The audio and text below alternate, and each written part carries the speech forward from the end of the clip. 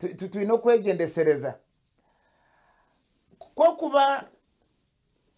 araha abantu noshanga abantu especially abantu abajunwa abantu ababarhole inabantu abarjuro mbiensi mbachira kujumirira marwa basumirira amarwa kandi amarwa na mabi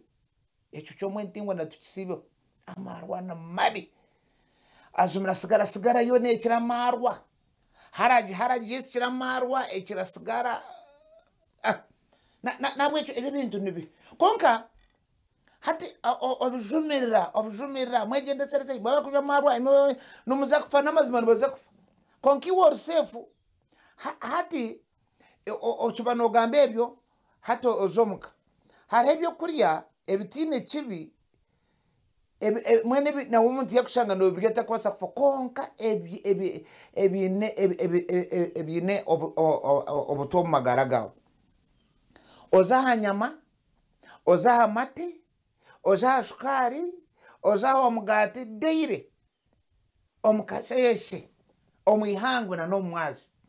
ochikwata kazindaro oti numuza kwaho murgaha marwa no abamarwa yes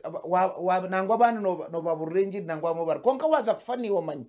so tushemere kwegendesereza ebyo kurya turebe ngo especially nkaba bakumara wahumura obiro reverend wahumura kani ngana na mnyano wanje the very canon reverend Sabit warukunje atobovu mwire no korachi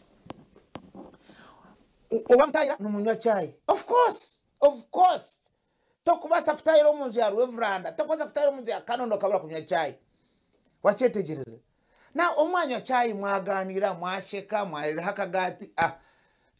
chachura neika barete nyama kandi mawe canon narye bihimba so mwarye ke nyama yanyu mwabyama kandi mwabyama nakare omukasheshe mwimuka mayogora mukamasimwe hebishimuka muguno murungi abusesize muntura kwachi mwana horeta chai mwagarka chai na nemugati yanyu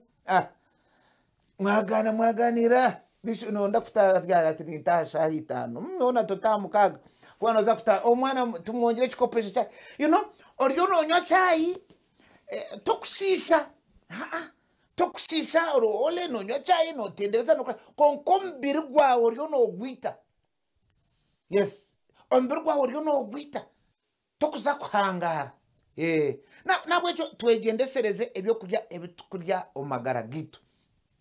exercises ntutekwa gukora exercise omuntu wa home wa very active office hari office nazo nakwatese mu bantu bamuteganisa narwo muntebe nazo hati yazo mukakunywa chai uko mutakpasa kweze myaka 20 aryo mu lifestyle ejo no chikubaska no bokushabota no tekwa kumura no tekwa kumura nabwecho oyino gukora exercise oyino kuchendeza chai wahora abukura abantu banyoma amateni rwaganyo ugakozese ugacwa mizi utagakura tanisa wahura yes utambure hozo munteza uyimo abazini wahura hozo muntu ontocheza hozo mwana gwawe tayaye ukore cyugendo uziko tahongenye hozo musemena nabwecho tugendeseze byo kujya bitukurya especially ababantu abakuzire yes okumura oshimura wahumura ine myaka nkaga then to expecting ugako hangale ndizo 20 oyisigana wahura kuko tushimwe kuhumura ine myaka nkaga kandi okafera nshanju no ntubat no bo watushara abukwa ukozoro umurimo gw'amani nabwecho tureka kugira hakujumirira abamarwa mwahura point yanye kujumirira abamarwa tujumirira abaharaje namazima nibi konka kandi woye ijuke abo nabo wanga bareke benda kwitari okani wotitira mukamu kitebe yes mustebe hato toriyo noreo kumbireba wastama ho mwazi wareba mahurre aganda bazative zindi wareba wagumaho hati wareba mahurre gitu waheza ware kumbireba twaza kukora takuteka yakazano kitu nako karebe oryaho kwasire remote oryo mu kitebe nabacho tutekwa kurebe ebyo kurebe tukuteko omagara gitu kandi twebuzeho n'abashaho emere ebyo kuri byakubasa kutuhangaza nuko nkubireba iwe nubireba.